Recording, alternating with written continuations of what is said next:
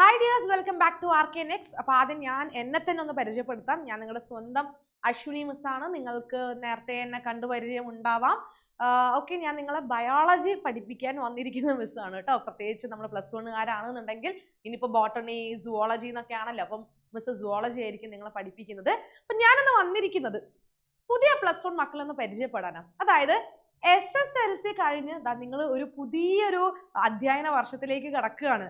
അപ്പൊ ഇത് നിങ്ങൾക്ക് ഒരു വെറും അധ്യയന വർഷം മാത്രമല്ല, 10ാം ക്ലാസ് വരെ നിങ്ങൾ വളരെ സ്മൂത്ത് ആയിട്ടാണ് പഠിച്ചു വന്നത്. 1, 2, 3 അങ്ങനെ 10 എത്തി അല്ലെ. പൊതുവേ നമ്മൾ പഠിക്കുന്ന പോലെ English, Malayalam, Hindi, physics, chemistry, biology, maths, അതുപോലെ തന്നെ IT എന്നൊക്കെ പറഞ്ഞ് നിങ്ങൾ കുറെ സബ്ജക്റ്റുകൾ അങ്ങനെ പഠിച്ചു. വളരെ ഈസി ആയി നിങ്ങൾ 10ലെത്തി. അപ്പൊ 10ൽ എന്തായാലും ഒരു വർഷം നിങ്ങളൊന്ന് കഷ്ടപ്പെട്ട് നിങ്ങൾ ഫുൾ A+ ഒക്കെ വാങ്ങി, അല്ലെങ്കിൽ നിങ്ങൾ നല്ല മാർക്കൊക്കെ വാങ്ങിയിട്ടാണ് ഇപ്പൊ നിങ്ങൾ +1ലേക്ക് എത്തിയിരിക്കുന്നത്.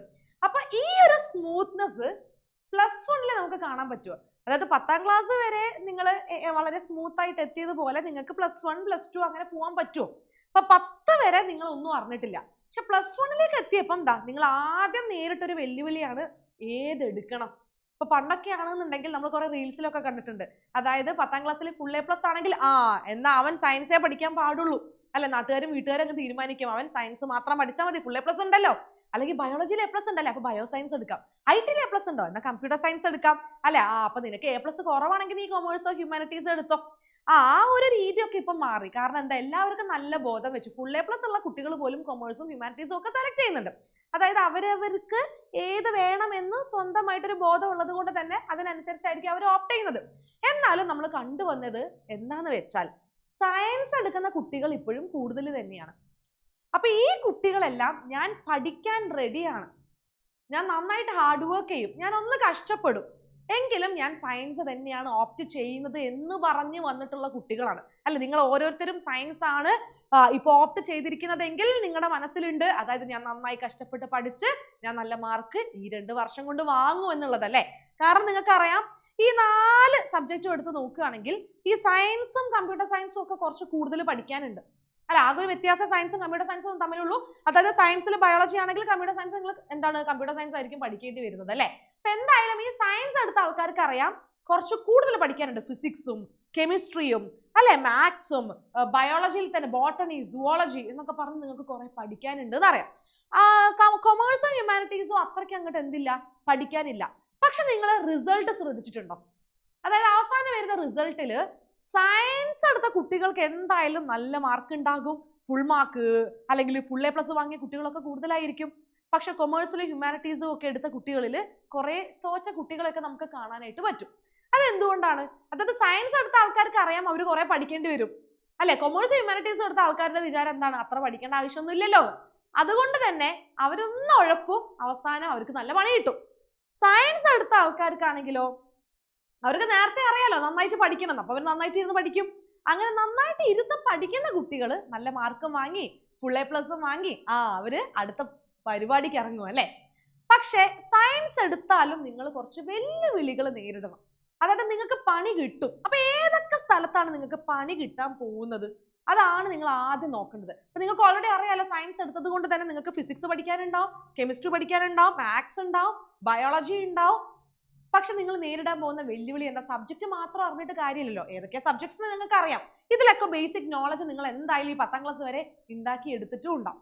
അപ്പൊ നിങ്ങൾ നേരിടാൻ പോകുന്ന വെല്ലുവിളി എന്ന് പറയുന്നത് ഒന്നാമത്തെ കാര്യം, അതായത് ഇപ്പം CBSE-യിൽ നിന്ന് വന്ന കുട്ടികളാണെന്നുണ്ടെങ്കിൽ അവർക്ക് അത്ര പ്രശ്നമില്ല. കാരണം ഓൾറെഡി CBSE-യിൽ അവർ NCERT പഠിക്കുന്നത്. നേരെ അവരെന്താണ് +1 +2 വീണ്ടും NCERT-യിലേക്കാണ് വരുന്നത്.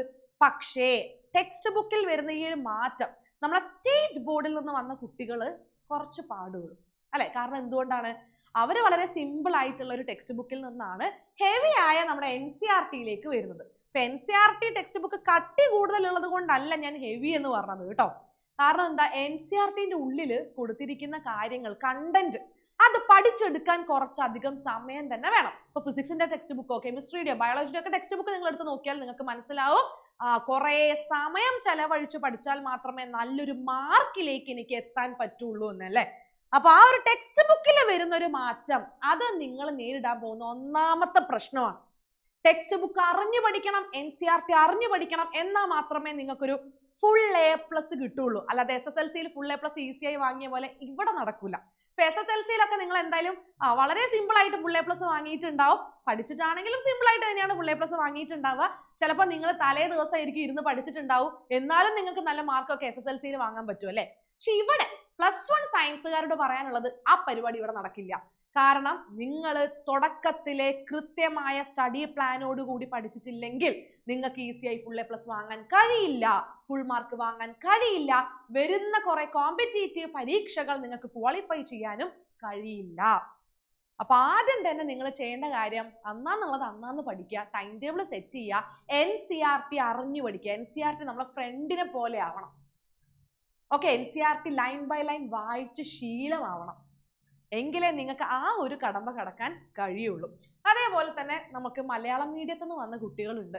ഈ മലയാളം മീഡിയത്തിൽ നിന്ന് വന്ന കുട്ടികൾ എന്തായാലും ആദ്യത്തെ 1-2 മാസം കുറച്ച് കഷ്ടപ്പെടും. കാരണം ഇതുവരെ അവരെല്ലാം മലയാളത്തിലാണ് പഠിച്ചത്. ഇനി അവര് വരാൻ പോകുന്നത് ഒരു ഇംഗ്ലീഷ് ടെക്സ്റ്റ് ബുക്കിലേക്കാണ്. അത് മാത്രമല്ല NCERT കുറച്ചും കൂടി കട്ടി കൂടുതലാണ്. അതുകൊണ്ട് തന്നെ ആ ഒരു ടെക്സ്റ്റ് ബുക്കുമായിട്ട് പരിചയപ്പെടാൻ നിങ്ങൾ കുറച്ച് സമയം എടുക്കും. ഓക്കെ, അപ്പൊ നിങ്ങൾ നല്ല പഠിക്കുന്ന കുട്ടികളായിരിക്കും. അപ്പൊ ഇവിടെ എത്തുമ്പോൾ നിങ്ങൾ തുടക്കത്തിൽ തന്നെ ചിലപ്പോൾ പരീക്ഷകൾക്കൊക്കെ മാർക്ക് കുറഞ്ഞു പോകുമ്പോൾ നിങ്ങൾ ഡിസപ്പോയിന്റഡ് ആവാൻ പാടില്ല, കോൺഫിഡൻസ് തകരാൻ പാടില്ല. ആദ്യത്തെ 1-2 മാസം മാത്രമേ നിങ്ങൾക്ക് ഈ ഒരു കഷ്ടപ്പാട് ഉണ്ടാവുള്ളൂ. ആ 1-2 മാസത്തെ കഷ്ടപ്പാട് കഴിഞ്ഞാൽ പിന്നെ നിങ്ങൾ ആ ടെക്സ്റ്റ് ബുക്കുമായിട്ട് നന്നായിട്ട് ചേർന്ന് പോയിക്കോളും. നിങ്ങൾക്ക് ഈസി ആയിട്ട് പിന്നെ അങ്ങോട്ടേക്ക് പഠിക്കാൻ പറ്റും. അപ്പം രണ്ടാമത്തെ വെല്ലുവിളി എന്ന് പറയുന്നത് ഇത് തന്നെയാണ്. അതായത് മലയാളം മീഡിയത്തിൽ നിന്ന് ഇനി കംപ്ലീറ്റ് ഇംഗ്ലീഷ് ടെക്സ്റ്റ് ബുക്കിലേക്കാണ് നിങ്ങൾ വരാൻ പോകുന്നത്. അപ്പൊ തുടക്കത്തിലെ ഉഴപ്പാൻ പാടില്ല. തുടക്കത്തിലെ ഞാൻ ഈ ഒരു ബുദ്ധിമുട്ട് നേരിടാൻ തയ്യാറാണ്, ഈ ഒരു ബുദ്ധിമുട്ട് നേരിട്ട് പഠിച്ചു വന്നാലേ എനിക്ക് ഈ ഒരു 2 വർഷം ഈസിയായി മുന്നോട്ട് പോകാൻ പറ്റുള്ളൂ എന്നുള്ള ഒരു മനസ്സോടുകൂടി വേണം നിങ്ങൾ തുടങ്ങാൻ. അടുത്തതെന്ന് പറഞ്ഞാൽ നിങ്ങൾക്ക് അറിയാലോ, പ്രാക്ടിക്കൽസ് ഉണ്ടല്ലേ. അപ്പൊ +2-ൽ നിങ്ങൾ എത്തുമ്പോഴേക്കും നിങ്ങൾക്ക് ഫിസിക്സിന് പ്രാക്ടിക്കൽസ് ഉണ്ടാവും, കെമിസ്ട്രി, അതുപോലെ തന്നെ ബോട്ടണി, സുവോളജി, മാത്സിന് വരെ പ്രാക്ടിക്കൽസ് ഉണ്ട്. നിങ്ങളൊരു നല്ല ഓട്ടം ഓടേണ്ടി വരും ആ ഒരു കംപ്ലീറ്റ് വർഷം. അപ്പൊ ആ ഒരു മനോഭാവം ഇപ്പോഴേ നിങ്ങളുടെ ഉള്ളിലേക്ക് വരണം. ആ പ്രാക്ടിക്കൽസും ഉണ്ട്. ഈ പ്രാക്ടിക്കൽസ് ഒക്കെ എന്നാണോ തുടങ്ങുന്നത് അല്ല, ആ സമയം മുതൽ ഞാൻ ഒരുമിച്ച് തന്നെ എൻ്റെ പഠിത്തവും പ്രാക്ടിക്കൽസും കൊണ്ടുപോകും. പ്രാക്ടിക്കൽസ് പെൻഡിങ്ങിന് വെക്കാൻ പാടില്ല. ഈ പ്രാക്ടിക്കൽസ് ഉള്ളത് കൊണ്ട് തന്നെ നിങ്ങൾ പഠിക്കുന്നതിൽ ബാക്കോട്ടേക്ക് ആവാനും പാടില്ല. ഈ ഒരു കാര്യവും നിങ്ങൾ ശ്രദ്ധിക്കുക. ഇനി +1 അല്ലേ, ഞാൻ +1-ലേക്ക് എത്തിയപ്പോൾ തന്നെ എനിക്ക് നന്നായിട്ടൊന്നും പഠിക്കാൻ പറ്റുന്നില്ല, കുഴപ്പമില്ല. ഞാൻ +2 എത്തുമ്പോഴേക്ക് ഇതൊക്കെ ആയിട്ടൊന്ന് ചേർന്ന് പോവുമല്ലോ, എല്ലാം എനിക്കൊന്ന് പ്രാക്ടീസ് ആവുമല്ലോ. അപ്പൊ +2-ൽ ഞാൻ പഠിക്കാം, എന്നിട്ട് ഞാൻ +1ഉം +2 എല്ലാം കൂടി ഒരു മാർക്കായിട്ട് ഞാൻ +2-ൽ ഒറ്റയടിക്ക് അങ്ങ് നേടിയെടുത്തോളാം എന്നൊക്കെ വിചാരിക്കുകയാണെങ്കിൽ നടക്കില്ല. +1 ഉഴപ്പിയാൽ ഉഴപ്പിയത് തന്നെയാണ്. കാരണം ഇംപ്രൂവ്മെന്റ് എക്സാം ഒക്കെ വരുന്നത് +2 എക്സാമിന്റെ കൂടെയൊക്കെ ആണെന്നുണ്ടെങ്കിൽ നിങ്ങൾ പെട്ടുപോകും. അങ്ങനെ പെട്ട കുട്ടികളുണ്ട് ഇവിടെ.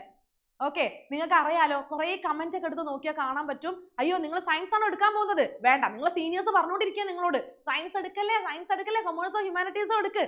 അപ്പൊ അവർക്ക് എന്തുകൊണ്ടാണ് ആ പണി കിട്ടിയത്? അവർക്ക് പണി കിട്ടിയത് ഈ കാര്യങ്ങളൊന്നും അറിഞ്ഞു പഠിക്കാത്തത് കൊണ്ടാണ്. അവർക്ക് പണി കിട്ടാൻ കാരണം തുടക്കത്തിലേ ഉഴപ്പിയത് കൊണ്ടാണ്. അവർ കൃത്യമായ ഒരു സ്റ്റഡി പ്ലാനോട് കൂടി ആയിരിക്കില്ല പഠിച്ചിട്ടുണ്ടാവുക. അതുകൊണ്ടാണ് അവർക്ക് പണി കിട്ടിയത്. കാരണം നമുക്ക് ഇപ്പുറത്ത് ഒരു കൂട്ടം നല്ല റിസൾട്ട് തന്ന കുട്ടികളെ നമുക്കറിയാം. തുടക്കത്തിലെ പ്രോപ്പർ ആയിട്ടുള്ള ഒരു സ്റ്റഡി പ്ലാനിലൂടെ തന്നെ പഠിച്ച് കൺസിസ്റ്റന്റ് ആയിട്ട് പഠിച്ച് നല്ല മാർക്ക്, ഫുൾ A+, കോമ്പറ്റേറ്റീവ് എക്സാമിലൊക്കെ ആ വർഷം തന്നെ ക്വാളിഫൈ ആയ ഇഷ്ടം പോലെ കുട്ടികളുടെ ചരിത്രവും ഈ സയൻസിൽ കിടപ്പുണ്ട്. അപ്പൊ ആ ചരിത്രത്തിന്റെ ഒരു പങ്കാവാൻ നിങ്ങൾക്ക് സാധിക്കണം.